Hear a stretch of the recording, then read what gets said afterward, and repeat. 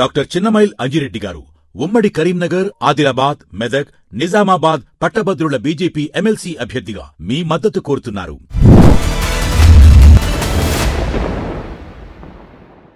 Rule of BJP sir ఏంటి? Cinema చూస్తుంది sir, BJP cinema ఆడిస్తుందా?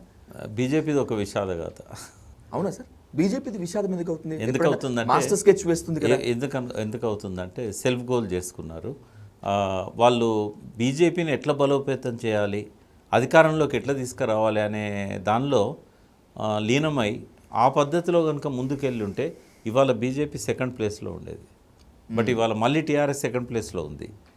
ఎందుకు ఈ పరిస్థితి వచ్చింది అంటే బీజేపీ తన బలాన్ని పెంచుకోవడానికి కాకుండా కేసీఆర్ను బలహీనుని చేయడానికి తన స్ట్రాటజీస్ అన్ని వాడింది. నంబర్ ఆఫ్ సీట్స్లో ఎక్కువగా బలాన్ని పెంచుకొని పోటీ ఇవ్వడానికి బదులు యాంటీ ఇన్కంబెన్సీ చీలకూడదని చెప్పేసి చాలా సీట్లల్లో నామినల్ వ్యక్తులను పెట్టి పోలరైజేషన్ కాకుండా చూసింది. యాంటీ ఇన్కంబెన్సీ బిఎల్ సంతోష్ మీద కేసీఆర్ కేసు పెట్టడం వల్ల వాళ్ళ స్ట్రాటజీస్ అన్ని మార్చుకున్నారు. బండి సంజయ్ అదేవిధంగా ఉండి ఉంటే అఫ్కోర్స్ కేసీఆర్ వచ్చేవాడు ముఖ్యమంత్రిగా, కానీ బండి సంజయ్ అనేవాడు ఇవాళ సెకండ్ ప్లేస్లో పార్టీని ఉంచేవాడు. బండి సంజయ్ని ఎప్పుడైతే తీసేశారో బీసీలలో ఆ పార్టీ పట్ల ఒక ఏహే భావం అనేది వచ్చింది. చాలామంది వెనక్కి వచ్చేసారు ఆ పార్టీ నుంచి. సో అది ఫస్ట్ ఎదురు దెబ్బ. ఇప్పుడు నమ్మట్లేదు. ఎందుకంటే మావాడు ఎదిగిన తర్వాత అప్పుడేం ప్రచారం అయింది, కేసీఆరే సంజయ్ని తప్పించాడు అని. అవును సార్, అవును అయింది కదా. అయితే కేసీఆర్ మాటలు వినకపోయినా బండి సంజయ్ని తప్పించడం ఏంది అసలు? మీకు గుర్తు చేస్తాను, బండి సంజయ్ ఏ ఊరికి పోతే ఆ ఊరు అన్ని రాజకీయ పార్టీలలో మున్నూరు కాపులంతా ప్రత్యక్షంగా వెళ్ళి ఆయన స్వాగతం చెప్పి ఆయన పాదయాత్రలో పాల్గొన్నారు. అవును, అసలు బీజేపీకి ఉనికి లేని గ్రామాలలో ఆయన పాదయాత్ర విజయవంతమైందంటే కాపులు, బీసీలు. ఒక మంచి లీడర్ వచ్చాడు మాకు అని చెప్పి ఆయన ఎత్తుకున్నారు. ఒక పక్క రేవంత్ రెడ్డి రెడ్లకు ప్రాతినిధ్యం వహిస్తే బండి సంజయ్ బీసీలకు ప్రాతినిధ్యం వహించాడు. అక్కడ లైన్ మిస్ అయ్యారు బీజేపీ వాళ్ళు. ఆయన తప్పించి ఎప్పుడైతే కిషన్ రెడ్డికి ఆధిపత్యం ఇచ్చారో బీసీలల్లో వాళ్ళ పట్ల ఉన్న అభిమానం అనేది పోయింది. ఇప్పుడు ఈటెల రాజేందర్కు అధ్యక్ష పదవి ఇస్తామని చెప్పేసి ఆశ పెడుతున్నారే తప్ప ఈ రోజు వరకు కూడా డిక్లేర్ చేయడం లేదు. కనీసం ఆ పని చేసినట్టయితే తన పరువును కొంత కాపాడుకోవడానికి, అధికారంలోకి రావడం అనేది బీజేపీకి సాధ్యం కాదు, కానీ తన పరువును కాపాడుకోవడానికి కొంత పోయిన ప్రతిష్టను, బండి సంజయ్ దగ్గర పోయిన ప్రతిష్టను తిరిగి తెచ్చుకోవడానికి ఒక అవకాశం ఈటెల రాజేందర్ రూపంలో వాళ్ళకు వస్తుంది. ఈటెల రాజేందర్కు ఉన్న అదనపు అంటే బండి సంజయ్ లాగా దూకుడుగా పరుషంగా రాజేందర్ మాట్లాడలేడు. బట్ రాజేందర్ దగ్గర ఉన్న అడిషనల్ పాయింట్స్ ఏంటంటే ఆయన ఒక లెఫ్ట్ ఆర్గనైజేషన్ నుంచి వచ్చాడు. ఇవాళ అనాథలుగా మిగిలారు వామపక్షవాదులు. ఒక పక్కన మైల్డ్ యాక్టివిటీస్ ఉండే సిపిఐ సిపిఎంలోకి పోలేరు. తెలంగాణలో ఉన్నది వామపక్షం అంటే ఎక్స్ట్రీమ్ లెఫ్టిజం. ప్రతి ఊర్లో మీకు ఒక 20 మంది దొరుకుతారు పీపుల్స్ వార్ సింపథైజర్స్. బట్ ఇప్పుడు ఆ పార్టీతో లేరు వాళ్ళు. బట్ ఆ భావజాలాన్ని వదులుకోలేరు. ఏ పార్టీతో వాళ్ళు అలైన్ కాలేరు. తెలంగాణ ఉద్యమంలో వచ్చిన వాళ్ళందరినీ పూర్తిగా పక్కకు పెట్టింది టీఆర్ఎస్. వాళ్ళంతా అనాథలుగా మిగిలిపోయిన లాస్ట్ 15 ఇయర్స్, 15 కాకపోతే 11 ఇయర్స్ తెలంగాణ వచ్చిన తర్వాత. ఆ సెక్షన్ అంతా ఇవాళ రాజేందర్ని అభిమానిస్తున్నారు. రెండవది బీసీలల్లో ఒక అధ్యక్షుడిగా ఆయన వచ్చినప్పుడు ఎంతో కొంత మళ్ళా సానుభూతి కొంత తిరిగి వస్తుంది. ముదిరాజు అనేది బీసీలలో ఒక టాప్ 5 కమ్యూనిటీస్లో అది కూడా ఒక కమ్యూనిటీ, పెద్ద సంఖ్య ఉంది వాళ్ళు. ఇవన్నీ కూడా వాళ్ళకి కలిసి వచ్చే అవకాశాలు. ముదిరాజులు కసితో కూడా ఉన్నారు, టీఆర్ఎస్ ఒక్క సీట్ ఇవ్వలేదు మాకని. సో ఇదంతా కూడా టీఆర్ఎస్లో ఉన్న ముదిరాజులు కానీ బయట ఉన్న వాళ్ళు కానీ రాజేందర్ అధ్యక్షుడైతే పోలరైజ్ అయ్యే అవకాశం ఆయనకు ఉన్నది. ఈ రెండే కాకుండా టీఆర్ఎస్లో ఇప్పటికీ బలమైన సంబంధాలు రాజేందర్కే ఉన్నాయి. ఒక్క కేసీఆర్ తప్ప ఆయన కుటుంబంలో ఉన్నవాళ్ళు కానీ బయట ఉన్నవాళ్ళు కానీ ఈటెల రాజేందర్ను బయటికి పంపిన పద్ధతిని ఎవ్వరూ ఇష్టపడలేదు. ఓకే, ఆ విషయంలో కేసీఆర్ ఒంటరి. అంతకుముందు ఆయనను మినిస్టర్గా ఇవ్వకుండా 9 నెలలు పక్కకు పెట్టినందుకే ఆ కుటుంబంలో ఉన్న వాళ్ళతో సహా బయట వాళ్ళు కూడా విమర్శించారు. కాబట్టి రాజేందర్కు కేసీఆర్ బయటికి పంపడం వల్ల వచ్చిన సానుభూతి, సింపతి ఇప్పటికీ ఉంది. రాజేందర్ను ఓడించడానికి హుజరాబాద్లో ఖర్చు పెట్టిన తీరు కానీ, ఆనాటి స్ట్రాటజీస్ కానీ, దళిత బంధు అనే అస్త్రాన్ని ఎలక్షన్ల ముందు తీయాల్సిన దాన్ని రాజేందర్ కోసం తీయడం కానీ, ఇవన్నీ కూడా రాజేందర్ సైజును పెంచాయి, రాజేందర్ను ఒక టాప్ లీడర్గా నిలబెట్టాయి. దో ఆయన ఫైనాన్స్ మినిస్టర్ అయినా కూడా టీఆర్ఎస్లో ఒక అగ్రస్థానం ఏం రాలేదు ఆయనకి. కానీ ఈయన బహిష్కరించిన తర్వాత ఆయన సమానమైన స్థాయికి ఎదగగలిగాడు టాప్ లీడర్స్లలో ఒకడుగా. ఇవాళ బీజేపీ ఫేస్ అంటే రాజేందరే. ఇవాళ రఘునందన్ ఉండొచ్చు, తర్వాత మీడియాలో రఘునందన్ చాలా బాగా మాట్లాడతాడు. ఎంతమంది ఉన్నా బండి సంజయ్ని తప్పించిన తర్వాత మీడియాలో ఇవాళ ప్రజలలో బీజేపీ ఫేస్ అంటే ఈటెల రాజేందర్కి అధ్యక్షుడిని ఇచ్చినట్టయితే మళ్ళీ ఒకసారి బీజేపీకి లేచే అవకాశం ఉంటుంది. ఇప్పుడున్న పొజిషన్లో ఇందాక మీరు కూడా చెప్పారు బీజేపీని కాదని బీఆర్ఎస్ లేదా టీఆర్ఎస్ సెకండ్ పొజిషన్లోకి వచ్చింది అని చెప్పి. సార్ నిజంగా ఇప్పుడు ఉన్నటువంటి పొజిషన్లో బీఆర్ఎస్ సెకండ్ పొజిషన్లో ఉందా? దాని ఫ్యూచర్ ఏంటి అసలు? బీఆర్ఎస్ ఇప్పుడైతే సెకండ్ పొజిషన్లో ఉంది. సింపతి కూడా ఎందుకు వస్తున్నది అని అంటే కేసీఆర్ పాలనను చూశారు, రేవంత్ రెడ్డి పాలనను చూస్తున్నారు. ఈయనకంటే కేసీఆర్ బెటర్ అనేది ఒక ప్రచారం అయితే జరుగుతూ ఉంది. అది ప్రభావితం చేస్తుంది జనాన్ని. ఎందుకంటే ఆయన ప్రూవ్ చేశాడు. ప్రజలు అడగకపోయినా కూడా చాలా పథకాలు ఇచ్చాడు. టైం ప్రకారం వాళ్ళ అకౌంట్లలో డబ్బులు పడ్డాయి. ఎక్కడ చూసినా నీళ్లు కనబడ్డాయి. 24 గంటలు కరెంటు కనబడ్డది. ఎలక్ట్రిసిటీ వల్ల షాక్స్తో చనిపోయే పరిస్థితి లేకుండా అయింది. అర్ధరాత్రి 2 గంటల పోయి కరెంటు ఆన్ చేయబోయి చనిపోయిన వాళ్ళు, పాములు గుట్టి చనిపోయిన వాళ్ళు, ఈ ప్రమాదాలు నివారించబడ్డాయి. రోజుకు 4, 5, 10 మంది ఆత్మహత్యలు చేసుకున్న పరిస్థితి నుంచి వారానికి 2, 3 ఆత్మహత్యలు చేసుకునే స్థితి. అంటే దాదాపుగా మినిమైజ్ చేయగలిగాడు ఆత్మహత్యల్ని. ఎక్కడ చూసినా గ్రౌండ్లో తవ్వితే నీళ్లు పడ్డాయి. తర్వాత ఎండిపోయిన 10 లక్షల బోర్వెల్స్, బావులలో నీళ్ళు వచ్చినాయి. ఇదంతా గుర్తు చేసుకుంటున్నారు ప్రజలు. తర్వాత రైతుకు పెట్టుబడి సాయం ఇచ్చాడు.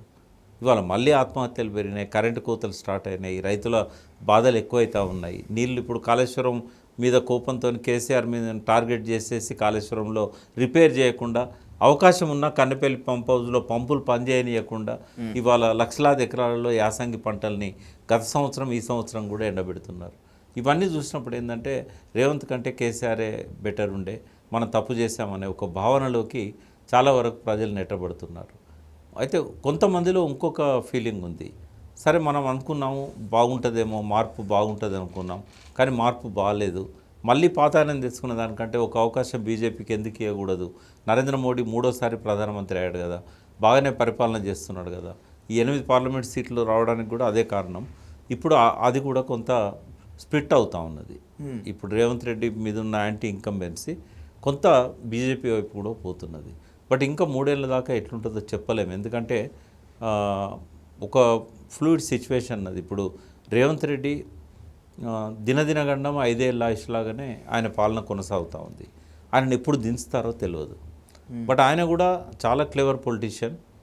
తన అన్ని రకాల శక్తులను మోహరించి తనను దించకుండా ఆయన తన ప్రయత్నాలు ఆయన చేస్తున్నాడు. కాంగ్రెస్ ఏమో చాలా బలహీనమైన స్థితిలో ఉంది అక్కడ కేంద్రంలో. వాళ్ళకు పార్టీ నడపడానికి ఇతర రాష్ట్రాల్లో ఎన్నికలు వచ్చినప్పుడు ఆ ఫండ్ కానీ ఇదంతా కలెక్ట్ చేసుకోవాలంటే ఇవాళ రేవంత్ రెడ్డి నంబర్ 1 సోర్స్ వాళ్ళకి.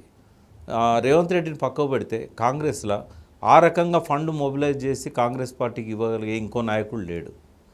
కాబట్టి ఎన్ని తప్పులు చేసినా పార్టీని బతికించుకోవాలి. కర్ణాటకలోనే ఆల్రెడీ స్ప్లిట్స్ వస్తూ ఉన్నాయి. ఎంతకాలం అది ఆ పాలన చక్కగా ఉంటుందో తెలియదు. ఆడ బీజేపీ కూలదోయడానికి ప్రయత్నాలు చేస్తూ ఉన్నది.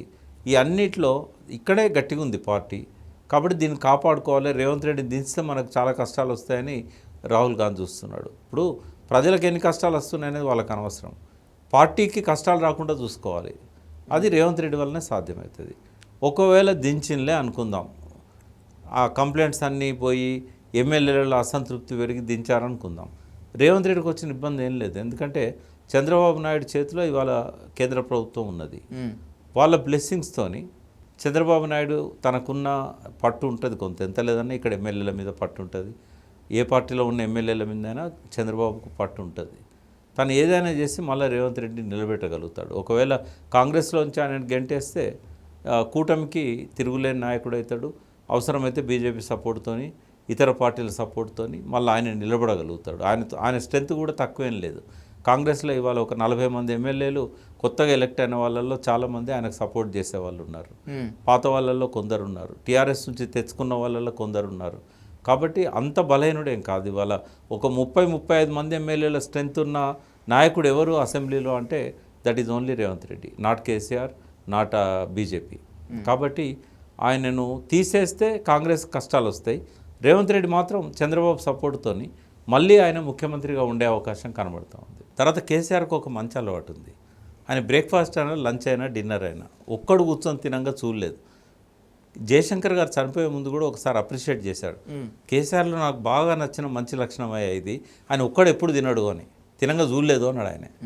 మేము ఎక్కువ కాలం ఉన్నోళ్ళం ఆయనతో. బ్రేక్ఫాస్ట్కి ఒక కాన్స్టిట్యుయెన్సీ పెద్దల్ని ఒక 10 మందిని, లంచ్కి ఒక కాన్స్టిట్యుయెన్సీ నుంచి ఒక 20 మందిని, డిన్నర్కి ఒక 5-6 సన్నిహితులను ఒక్కొక్క నియోజకవర్గం నుంచి పిలుచుకుంటే రోజుకు 3 నియోజకవర్గాలు అయిపోతాయి కదా. కవర్ అయిపోతుంది కదా సార్. నెల లోపల మొత్తం తెలంగాణ కవర్ అవుతుంది కదా. ఓల్డ్ సిటీ వదిలేద్దాం, అయితే ఖచ్చితంగా అవుతాయి. ఎందుకు చేయడా పని? టీఆర్ఎస్కు పోయిన ప్రభ తిరిగి రావాలంటే ఫస్ట్ ఏ సెక్షన్స్ని ఆయన నెగ్లెక్ట్ చేశాడో ఆయనకు తెలుసు. ఆయన ఒక్కసారి వాళ్ళను కాంటాక్ట్ చేయాలి. ఉదాహరణకు ఉద్యమకారులు. Okay sir. మొదటిసారి ఆయన పక్కన ఉద్యమకారుడు ఇన్నయ్య, గాదే ఇన్నయ్య. ఇన్నయ్యని పిలుచుకోవాలి. ఇన్నయ్య మనతో పాటు అప్పుడు ఉన్న వాళ్ళందరూ ఎవరెవరు అంటే ఇన్నయ్య లిస్ట్ చెప్తాడు, నేనైనా చెప్తా. అప్పుడు గుర్తొస్తుంది ఆయనకు. ఇంకోటి, కేసీఆర్ స్వయంగా ఒక 10-12 వేల ఉద్యమకారుల పేర్లు రాయగలుగుతాడు. వీళ్ళను 33 జిల్లాలలో ఉన్నారు కదా, ఒక 33 రోజులు వీళ్ళందరినీ పిలుచుకోవచ్చు కదా. అయిపోయింది. కొన్ని కారణాల వల్ల నేను మిమ్మల్ని, మీతో సమయాన్ని గడపలేకపోయినా, మిమ్మల్ని పిలవలేకపోయినా నా తప్పే అది. వాళ్ళకే చెప్పాలి, మీడియాకు చెప్పాల్సిన అవసరం లేదు. ఇంకోసారి ఇట్లా జరగదు, మనం అందరం మళ్ళీ ఒక్క కుటుంబంగా ఉందాం అంటే సంతోషంగా వస్తారు. తెలంగాణ యొక్క ఈ మట్టి యొక్క శక్తి ఏంటంటే, నేను సామెత కూడా క్రియేట్ చేస్తాను దాని మీద, తెలంగాణ కోపం తెల్లారేదాకా ఉండదు అని. అలాయ్ బలాయ్ అనేది ఇక్కడ సంస్కృతి. నువ్వు ఎన్ని తప్పులు చేయి, రంజాన్ రోజు పోయి ఒక ముస్లింను అలాయ్ బలాయ్ తీసుకుంటే నువ్వు ఆ తండ్రిని నరికేయి కానీ వాడు నిన్ను మిత్రునిలాగా చూస్తాడు. ఆ సంస్కృతి తెలంగాణలో ఉంది. నువ్వు పాట ఉండే వెనకట లేత మనసుల సినిమాలో పిల్లలు దేవుడు మాట కలుపుకున్న కోపమే చెలిమి అవునులే పిలువు, విజయరామారావు పిలువు. ఇప్పుడు ఆయన కండెమ్ను స్టఫ్ అని నువ్వు అనుకోకు, ఓల్డ్ ఈజ్ గోల్డ్. వికారాబాద్ చంద్రశేఖర్ని పిలువు. ఇలా చీలిపోయి రకరకాల పార్టీలలో ఉన్నారు కదా. సరే, ఈటల రాజేందర్ని పిలుస్తావా లేదా నీ ఇష్టం, ఎందుకంటే చాలా దూరం పోయింది మీది వైరం. వాళ్ళైతే నిన్నేం అనలేదు కదా, పోయినాకేమన్నా కోపంతో అన్నారేమో, కానీ నీతో గొడవ పడిపోయిన వాళ్ళు కాదు కదా. ఇట్లా తెలంగాణ ఉద్యమకారులను కూడా వాళ్ళైతే నిన్నేమనలేదు, నీ దగ్గర రాలే. తర్వాత పార్టీ కోసము సర్వస్వం త్యాగం చేసిన వాళ్ళు చాలామంది ఉన్నారు, వాళ్ళకి ఏం రాని వాళ్ళు కూడా చాలామంది ఉన్నారు. వాళ్ళని ఎందుకు తీసుకోవు నువ్వు? వాళ్ళను కమలాకర్ రెడ్డి అన్నాడు ఇక్కడ మా మేడ్చల్ డిస్టిక్లో, గుడిమల రవికుమార్ అన్నాడు. వీళ్ళందరూ ఏంటంటే నీ 10 ఏళ్ల కాలంలో వాళ్ళకి ఏ పదవులు రాలే. ఇట్లా మనం లెక్క పెడితే ఓ 15-20 మంది ఉన్నారు. కొంతమంది ఇంకా టీఆర్ఎస్తోనే ఉన్నారు. మరి వాళ్ళందరినీ ఎందుకు నువ్వు పిలవు? అప్పుడంటే నీకు జెడ్ కేటగిరీ గేట్ దగ్గర రానియలేదు, పక్కన ఉన్న వాళ్ళు నీకు చెప్పలేదు. కేసీఆర్కు ప్రధానంగా వచ్చిన నష్టం ఏంటంటే, అంటే ఎక్కడైనా కూడా పవర్ సెంటర్ దగ్గర కొంతమంది ఉంటారు కదా, వాళ్ళే టార్గెట్ అవుతారు. వీళ్ళు వాళ్ళకి చెప్తారు మేము కలుస్తామని, వాళ్ళు కమ్యూనికేట్ చేస్తారా చెయ్యరా, చేసినా కూడా ఆయన వద్దన్నాడా మనకు తెలియదు. వీళ్ళు వద్దని చెప్తారు, ఇప్పుడు వీళ్ళు కాదంటారు, దాంతో వీళ్ళు టార్గెట్ అవుతారు. ఇటువంటి వాళ్ళందరినీ దూరం ఉన్న వాళ్ళని పిలుచుకోవాలి, కమ్యూనికేషన్ గ్యాప్ లేకుండా చూసుకోవాలి. నీ మాట మీకు వెళ్ళి మళ్ళీ తిరిగి పార్టీలో చేరిన వాళ్ళు ఉన్నారు, మునుగోడు ఎలక్షన్స్ అప్పుడు కానీ తర్వాత కానీ. మరి వాళ్ళకు నువ్వు ఎంత టైం ఇస్తున్నావు? రైట్, ఇప్పుడు రాజభవనంలో ఉన్నప్పుడు ఇవ్వపోతివి, అంతఃపురంలో ఉన్నప్పుడు ఇవ్వపోతివి, ఎప్పుడు ఇస్తావు? ఇప్పుడు ఏం అడ్డం వచ్చింది?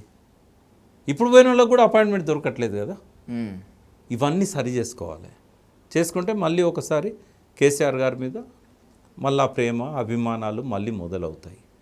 వీటితో పాటుగా ఆయన ఏవైతే అసంపూర్ణంగా వదిలిపెట్టిన కార్యక్రమాలు ఉన్నాయో వాటి మీద నిర్మాణాత్మక సూచనలను ఈ ప్రభుత్వానికి ఇవ్వాలి. సరే, రేవంత్ రెడ్డిని అవమానపరచవచ్చు, తిట్టవచ్చు, ఓ బహిరంగ లేఖ రాయి మీడియా ద్వారా, మీరు ఈ పథకాలు ఆపడం అనేది కరెక్ట్ కాదు. ప్రజల తరఫున తన వాయిస్ వినిపించాలి కదా. దళిత బంధు లిస్టు ఫైనల్ అయిన తర్వాత, అనౌన్స్ చేసిన తర్వాత వాళ్ళకి ఇవాళ దళిత బంధు రావట్లేదు, ఆపేశారు. 2 బెడ్రూమ్ ఇల్లు అన్నీ కంప్లీట్ అయిన తర్వాత, అలాట్మెంట్ లిస్ట్ వచ్చిన తర్వాత వాళ్ళకి అలాట్ చేయట్లేదు. నువ్వు కాకపోతే ఎవరు మాట్లాడారు వాటి మీద? ఇవాళ రేవంత్ రెడ్డి అసెంబ్లీలో ధరణిలో తప్పుల గురించి ఆడుకున్నాడు, ఎన్నో ఆరోపణలు చేశాడు. ఆ ధరణి టేకప్ చేసిన వాళ్ళు ఎక్కడెక్కడ దేశాల నుంచో ఉన్నారని చెప్పి ఆ రోజు అసెంబ్లీలో అవును సార్. దానికి ఒక్కరన్నా సమాధానం ఇచ్చారా? ఒకవేళ సమాధానం ఇవ్వకపోతే రేవంత్ రెడ్డి చేసిన ఆరోపణలు నిజం అనుకోవాల్సి వస్తుంది కదా. ఖచ్చితంగా. దానికి సమాధానం ఇవ్వగలిగే ఒకే ఒక్క వ్యక్తి ఆనాటి రెవెన్యూ మినిస్టర్ కేసీఆర్ గారు. ఎందుకు ఇవ్వకూడదు? ఇవన్నీ చేయకుండా మళ్ళీ నిన్ను ఎట్లా కూర్చోబెడతారు ఆ సీట్లో? తెలంగాణ ప్రజలు బీజేపీ దిక్కుపోవడం నాకు ఇష్టం లేదు. ఎందుకంటే ఆ కల్చర్ ఈజ్ డిఫరెంట్. మతం పట్ల వాళ్ళకున్న ఇవి కానీ ఇట్లాంటివన్నీ కూడా ఒక మత సామరస్యానికి కేంద్రమైన తెలంగాణలో అదొక తిరోగమన చర్య. బీజేపీ రేపు అధికారంలోకి వస్తే మత సామరస్యం అనేది ఉండదు. ఇక్కడ మత కల్లోలాలు స్టార్ట్ అవుతాయి. చాలా దశాబ్దాల నుంచి ఒక మత సామరస్యం వెల్లువిరుస్తున్నది. కొన్ని శతాబ్దాల పాటు హిందూ ముస్లింలు కలిసి ఉన్న ప్రాంతం. మరి వాళ్ళు ఎవరు దాన్ని ఆపగలిగేది? నువ్వే కదా. నీ మౌనం ఇవాళ వాళ్ళ దిక్కు నెడుతున్నది కదా. అంటే బ్రాడ్ పర్స్పెక్టివ్లో తెలంగాణను ఓవరాల్గా చూసి నేను మాట్లాడుతున్నా. కేసీఆర్ మీద ప్రేమతో కాదు, బీజేపీ మీద ద్వేషంతో కాదు. మరి ఇప్పటికి కూడా చేసిన తప్పులే మళ్ళీ చేసుకుంటూ పోతూ ఉంటే ఎవరు కాపాడాలి? ఇది రాచరిక పాలన కాదు, ప్రజాస్వామ్య పాలన. ప్రజల అభిప్రాయాలను గౌరవించాలి. చేసిన తప్పులను ఒప్పుకోవడం అనేది గొప్ప ఘనకీర్తి. అది ఎగ్జాక్ట్లీ సార్. తప్పులను సమర్థించుకుంటూ మళ్ళీ తప్పులు చేస్తే కనుమరుగవుతాం. అంటే ఈ విషయాలు మీ ద్వారానైనా కనీసం కేసీఆర్ గారు చూస్తే కొంత మార్పు వస్తుందేమో అని నేను అనుకుంటున్నాను. ఎందుకంటే నాకు తెలిసి ఆయనకు చెప్పగలిగే వాళ్ళు ఎవరూ లేరు. ఇంట్లో లేరు, బయట లేరు. ఈ రోజు కూడా చెప్పే ధైర్యం ఎవరికి లేదు. ధైర్యం లేకపోవడం కాదు కానీ చెప్తే వినడు అనేది ఒక అభిప్రాయం స్థిరపడ్డది. ఇప్పటికి కూడా వినరా? ఆయన లోపల కొన్ని కరడుగట్టిన నమ్మకాలు ఉన్నాయి. ఆయన ఎవరు నమ్మడు, ఆయన ఎవరు నమ్మరు. ఆయన నమ్ముకున్న ప్రజలేమో ఆయనను వదిలేశారు. అందరూ కూడా కాంగ్రెస్, ఆయన గ్రామీణ ప్రజలనే కదా ఎక్కువ నమ్ముకున్నది. వాస్తవంగా చెప్పాలంటే అర్బన్ కంటే ఎక్కువ ఫండింగ్ అంతా రూరల్నే కదా ఖర్చు పెట్టింది, రెవెన్యూస్ అన్ని. Exactly sir. మరి ఆయన నమ్ముకున్న ప్రజలు ఆయన వదిలేశారు. సో ఏది ఏమైనప్పటికీ సార్, టీఆర్ఎస్ నుంచి మాత్రమే కాకుండా కేసీఆర్ గురించి మీరు చెప్పినటువంటి ఆ విలువైన విశ్లేషణ లేకపోతే సలహాలు సూచనలు ఖచ్చితంగా కేసీఆర్ గారి వరకు వెళ్ళాలని మనస్ఫూర్తిగా కోరుకుందాం. దేశంలో ఎవరూ చేయలేనటువంటి ఒక స్టెప్ని కులగనని రేవంత్ రెడ్డి తీసుకున్నారు అని చెప్పి ఒక అప్రిషియేటబుల్. ఇది తప్పుల తడక అని ఇంకొకటి. దీంతో పాటుగానే వర్గీకరణ. ఈ వర్గీకరణ కూడా తప్పుల తడకే, రిజర్వేషన్ శాతాన్ని తగ్గించారు అని మీ అభిప్రాయం ఏంటి సార్? ఈ మూడు కరెక్టే. ఒకటి, ఎవరు తీసుకొని ఇనిషియేటివ్ కులగణన అనేది ఆయన చేయడం అనేది అప్రిషియేట్ చేసాం అందరం. కానీ అది శాస్త్రీయబద్ధంగా జరగలేదు, హేస్టీగా జరిగింది. నాకు తెలిసినంత వరకు ఇంటర్నల్ ఇన్ఫర్మేషన్ ప్రకారం ఒక 40 to 50% అర్బన్లో జరిగింది. అంటే హైదరాబాద్ అయితే 40% కూడా లేదు. రూరల్లో ఉన్న అర్బన్ ఏదైతే ఉన్నదో కరీంనగర్, వరంగల్ లాంటి పట్టణాలలో ఓ 50 to 60% జరిగింది. రిమైనింగ్ రూరల్ తెలంగాణలో ఓన్లీ 60-70% జరిగింది. అయితే సంపూర్ణంగా జరిగిందని చెప్పలేరు కాబట్టి ఒక 3 లక్షల మందే ఇవ్వలేదు అన్నట్టుగా చూపెట్టారు. అంటే ఎవరికి వాళ్ళు ఏమనుకుంటారంటే నేను ఇవ్వలే కాబట్టి ఆ 3 లక్షల్లో నేను ఉన్నా అనుకుంటారు. ఓకే, అది కూడా ఇవ్వకుండా 100% అయిందంటే చాలామంది గొంతెత్తేవాళ్ళు. ఇవాళ ఎవరికి వాళ్ళు ఏమనుకుంటారు, మా కవర్ కాలేదు కాబట్టి ఒక 3 లక్షలలో మేము ఉన్నాము. But it's wrong. నాకు తెలిసి ఏంటంటే ఒక 60 to 70% ఓవరాల్గా అర్బన్ రూరల్ తీసుకున్నట్టయితే ఒక 60% మాత్రమే సర్వే జరిగింది. రిమైనింగ్ సర్వే జరగలేదు. ఎందుకు తొందర? ఇప్పుడు ఒకవేళ వాళ్ళు పోయినప్పుడు లాక్ ఉంది, వాళ్ళకి ఎన్యూమరేటర్స్కి వాళ్ళు దొరకలేదు. దీన్ని ఇంకొక 15 రోజులు ఎక్స్టెండ్ చేసి ఎక్కడెక్కడైతే సర్వే జరగలేదో అవి కంప్లీట్ చేయకపోయినట్టయితే మిమ్మల్ని సస్పెండ్ చేస్తాము అని చెప్పి అధికారులను కనుక ఖచ్చితంగా ఆక్షేపిస్తే ఈ సర్వే పూర్తయ్యేది. కేసీఆర్ ఒక రోజులో చేయగలిగింది, వీళ్ళు 50 రోజుల్లో ఎందుకు చేయలేకపోయారు? వాస్తవం కదా, ఒక రోజులో చేసింది చేశారు కదా. అవును, చాలా వరకు అక్యురసీ కూడా ఉందా సర్వే. అయితే దాంతో కంపేర్ చేసిన, రాష్ట్రంలో ఉన్న రేషన్ కార్డులతో కంపేర్ చేసిన, రాష్ట్రంలో ఉన్న ఆధార్ కార్డులతో కంపేర్ చేసిన, రాష్ట్రంలో కేంద్ర ప్రభుత్వం నిర్వహించిన వివిధ విభాగాల సర్వేతోని కంపేర్ చేసిన, పోయిన సెన్సెస్తో కంపేర్ చేసిన, దేంతో చేసినా కూడా ఇది తప్పుల తడక. అంటే ఇది ఉద్దేశపూర్వకంగా చేశారు. వాళ్ళు చేయించాలంటే ఇంకో 15 రోజులు గడివిచ్చి అది కంప్లీట్ చేసేవాళ్ళు. బట్ ఈ వ్యాక్యూమ్ వాళ్ళకి కావాలి. ఎందుకు కావాలంటే అప్పర్ కాస్ట్లు ఎక్కువ ఉన్నట్టు చూపెట్టుకోవాలి, బీసీలు తగ్గినట్టు చూపెట్టాలి. ఈ స్టాటిస్టికల్ డేటాను కరెక్ట్ చేయడానికి ఈ లాక్యూనా అనేది వాళ్ళకి కావాలి, ఆ గ్యాప్ కావాలి వాళ్ళకి. కాబట్టి అది ఒకవేళ కనుక నేననేది తప్పని లేదా అసెంబ్లీలో ప్రతిపక్షం చేసింది తప్పని అనుకుంటే మరి ఏ డివిజన్కి ఆ డివిజన్, ఏ విలేజ్కి ఆ విలేజ్ సర్వే ఫామ్స్ను అందుబాటులో పెట్టండి. ఒక జిరాక్స్ సెట్ తీసుకెళ్ళి పాలంపేట మా ఊరు. మా ఊరిలో సర్వే జరిగి ఉంటే ఎన్ని ఇళ్ళకి వెళ్ళి ఎన్యూమరేషన్ జరిగింది, ఆ ఫామ్స్ అన్నింటిని కూడా జిరాక్స్ కాపీలు మా ఊరు గ్రామ పంచాయతీలో పెట్టినట్టయితే పంచాయత్ సెక్రటరీ ఆధీనంలో వెరిఫై చేసుకుంటారు. ఎవరైతే కవర్ కాలేదో వాళ్ళు చెప్తారు మాది కవర్ కాలేదని. అర్బన్లో కూడా డివిజన్ ఆఫీసులలో 150 డివిజన్స్ ఉన్నాయి హైదరాబాద్ జిహెచ్ఎంసీ, మున్సిపాలిటీస్ ఉన్నాయి, వార్డులు ఉన్నాయి. వీటన్నిటిలో కూడా పెట్టమని చెప్తున్నాను నేను. లేదా దీన్ని చట్టబద్ధం చేసి మళ్ళీ సమగ్ర కుటుంబ సర్వే చేయండి, అప్పుడు కరెక్ట్ ఆధారాలు వస్తాయి. సరే సర్వే చేసినా చేయకపోయినా మీ సర్వేలో కూడా 46% బీసీలు ఉన్నారన్నది వచ్చింది. ముస్లింలను కూడా కలిపితే 56% అని మీరే చెప్పారు. మరి 42% కామారెడ్డి డిక్లరేషన్లో మీరు చెప్పింది ఎందుకు ఇవ్వకూడదు? అది ఇవ్వరు అనేది తేడతెల్లం అయిపోయింది. ఇవ్వను అని చెప్పలే, కానీ పరోక్షంగా చెప్పిండు. ఏమనంటే మా పార్టీ ఇస్తుంది మీరు ఇస్తారా అన్నాడు.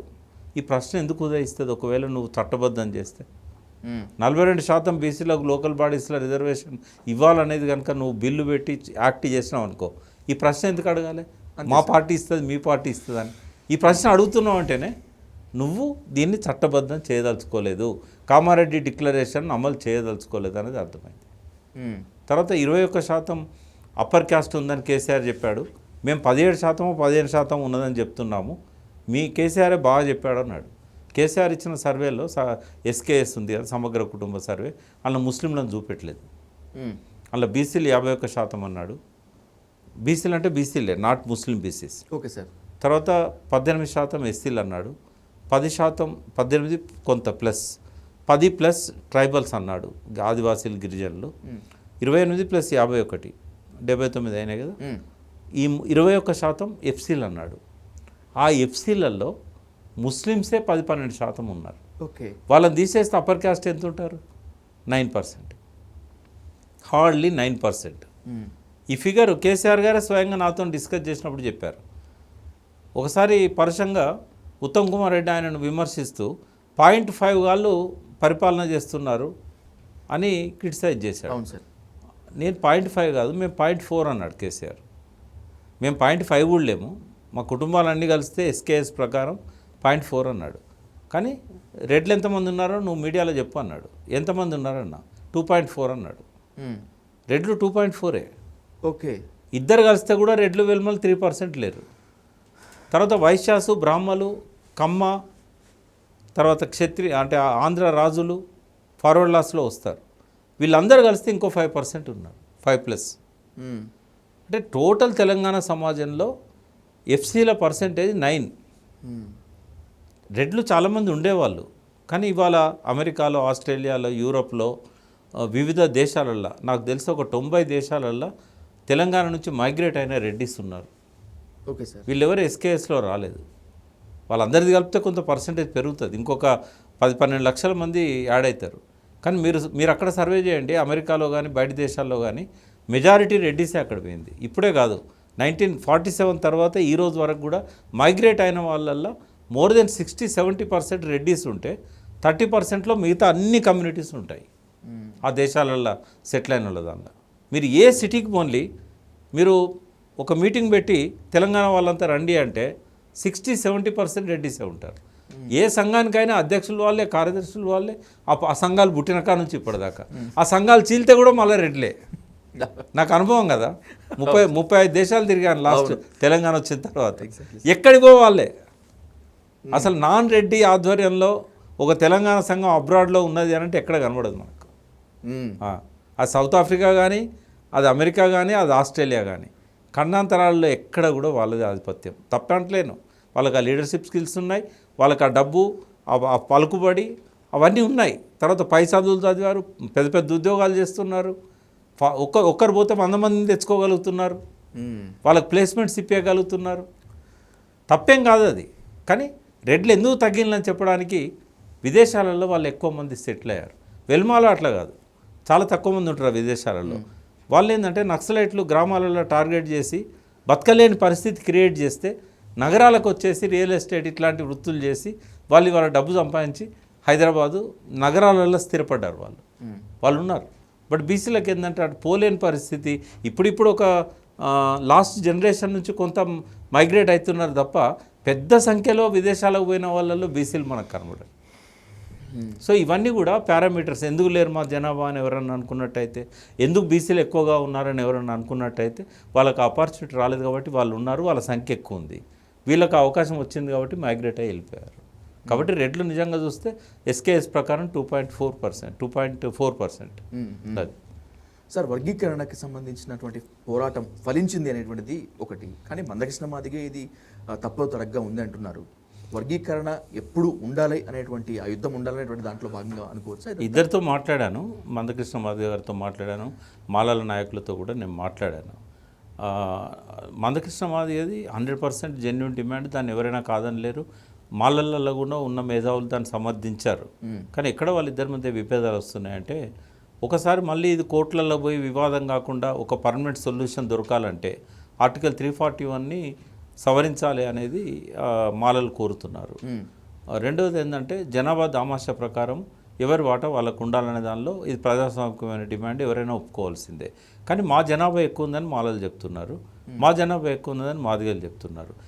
ఈ ఎస్కేఎస్ ప్రకారం కానీ లేదా మొన్న జరిగిన దీని ప్రకారం కానీ అవి రెండు కూడా నమ్మే పరిస్థితుల్లో వాళ్ళిద్దరూ లేరు. కాబట్టి ఈ సమస్యకు శాశ్వత పరిష్కారం దొరకాలంటే, అంటే నేను నా రైట్ను రిజర్వ్ చేసుకుంటున్నా, మందకృష్ణ మాదిగ పోరాటానికి సంపూర్ణ మద్దతు ఉంటుంది. కానీ మాలల డిమాండ్లలో కూడా పరిశీలించాల్సిన 2 అంశాలు ఉన్నాయి. ఒకటి, జస్టిస్ చంద్రచూడ్ ధర్మాసనం ఇచ్చిన తీర్పు ఏదైతున్నదో ఆ తీర్పు ప్రకారంగా 341 ఆర్టికల్ అనేది సవరించినట్టయితే అది 100% దాన్ని క్వశ్చన్ చేయకుండా ఉంటుంది అనేది మాలలు చెప్తున్నారు. అది నేను వాళ్ళకి ఏం అడ్వైజ్ ఇచ్చానంటే, మీ దానిలో జూరిస్టులు ఉన్నారు, రిటైర్డ్ జడ్జీలు ఉన్నారు, ఒక 2 నంబర్లు నేనే ఇచ్చాను. మీ దానిలోనే కాదు, మిమ్మల్ని సమర్థించే బీసీ జడ్జెస్ కూడా చాలామంది ఉన్నారు, సుప్రీంకోర్టులో పనిచేసిన వాళ్ళు ఉన్నారు. మీరు వాళ్ళ దగ్గర పోయి ఈ 341 అవసరమా, అమెండ్మెంట్ చేయడం వల్ల ఉపయోగం ఉంటుందా, ఇది మీరు అనుకోవడమే కాదు వాళ్ళతో కూడా చర్చించండి అని చెప్పాను. దాని మీదనైతే నాకు పూర్తి క్లారిటీ లేదు. అది మాలలు చెప్పేది ఏంటంటే, ఇప్పుడు మాదిగలో వర్గీకరణ చేస్తే మేము ఎవరన్నా పిటిషన్ వేసినట్టయితే 341 కింద అది కొట్టుడు పోతుంది. కాబట్టి మళ్ళీ 10 ఏళ్ళు 20 ఏళ్ళు ప్రొలాంగ్ అవుతుంది. చేసేది ఏదో పర్మనెంట్గా చేస్తే బాగుంటుంది అనేది ఆ యాంగిల్ ఒకటి. రెండవది ఏంటంటే, ఖచ్చితంగా జనాభా లెక్కలు తేల్చాలి. మాలలు ఎంతమంది, మాదిగలు ఎంతమంది, వాళ్ళ ప్రకారం దామాషా ప్రకారం వాళ్ళకి ఇవ్వాలి. ఇప్పుడు మందకృష్ణ మాదిగ లేపుతున్న ఇంకొక వాదన ఏంటంటే, ఈ పంబాల కమ్యూనిటీని, పంబాల కమ్యూనిటీలో 100 మందిలో 10 మందికి ఉద్యోగాలు ఉన్నాయి. అదే ఇంకా కొన్ని కమ్యూనిటీస్ అయితే ఉన్నాయో వాళ్ళని అడుక్కునే వాళ్ళు కూడా ఉంటారు. ఏది మాదిగలను బిచ్చం అడుక్కునే కమ్యూనిటీ కూడా ఉంది. వాళ్ళ దగ్గర ఏంటంటే 100 మందిలో 100 మందికి ఉద్యోగాలు లేవు కదా, వీళ్ళిద్దరిని ఒక్క గాట కట్టి ఆ ఏ గ్రూప్లో పెట్టడం అనేది, మళ్ళీ ఈ ఎవరైతే ఎక్కువ ఉద్యోగాలు తీసుకున్న వర్గం ఉందో పంబాల, వాళ్ళు లాభపడతారు తప్ప అందులో ఈ అణగారిన వర్గాలు, ఇప్పటివరకు ఉద్యోగం పొందని వర్గాలు లాభపడవు. కాబట్టి అది అశాస్త్రీయంగా ఉంది అని మందకృష్ణ చెప్తున్నాడు. అది నేను కూడా దాంతోనే ఏకీభవిస్తాను. కాబట్టి దీని మీద ఇంకా కొంత ఏదో షమీమ్ అఖ్తర్ గారిని కూడా జస్టిస్ని తొందర పెట్టి నివేదిక తీసుకున్నట్టు కనబడ్డది. వారు దీని మీద ఫోకస్ చేసి నిజంగానే ఇప్పటిదాకా లబ్ధి పొందని వాళ్ళు, నేను ఒక డిమాండ్ పెట్టాను, మందకృష్ణ గారికి చెప్పాను, మాలలకు చెప్పాను, మీరు ఈ విభజనలోకి వాళ్ళని తేవద్దని చెప్పండి.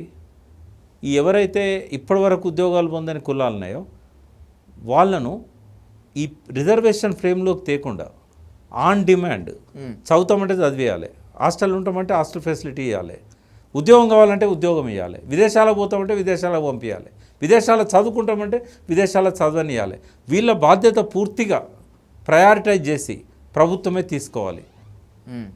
దానికి కావాల్సిన చట్టాన్ని పాస్ చేయాలి. వీళ్ళను ఎంట్రన్స్ పెట్టొద్దు, ఎగ్జామ్ పెట్టొద్దు, వాళ్ళ ప్రతిభను పరీక్షించొద్దు, వాళ్ళు ఏం అడుగుతా చేసినట్టుగా. అంత కలిస్తే కూడా 2 లక్షల మంది కూడా ఉండరు, 1,00,000 మంది ఉంటే ఎక్కువ.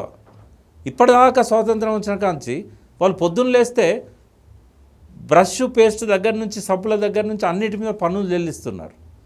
కానీ 78 ఏళ్ళ ప్రభుత్వం ఏం చేసింది? వాళ్ళకి సంచార జీవనం కదా, వాళ్ళకు ఓటు హక్కు లేదు, వాళ్ళకు ఏది ఉండదు, ఇల్లు లేదు. మరి వాళ్ళకు రుణపడి ఉందా లేదా ఈ ప్రభుత్వం? కాబట్టి ఒకప్పుడు ఆదివాసీ కోయలకు వాళ్ళకు 10th ఫెయిల్ అయినా పాస్ అయినా వాళ్ళకి ట్రైనింగ్ ఇచ్చి టీచర్ పోస్టులు ఇచ్చారు. ఈ కులాలకు కూడా అట్లే ఇవ్వాలి. వాళ్ళని ఈ ఫ్రేమ్లకే తేవద్దు. ఏ కేటగిరీ కాదు, 1 కేటగిరీ కాదు, ఆన్ డిమాండ్ ఇచ్చేయాలి వాళ్ళకి. మిగిలినయే ఈ మాలకు మాదిగలకు పంచాలి.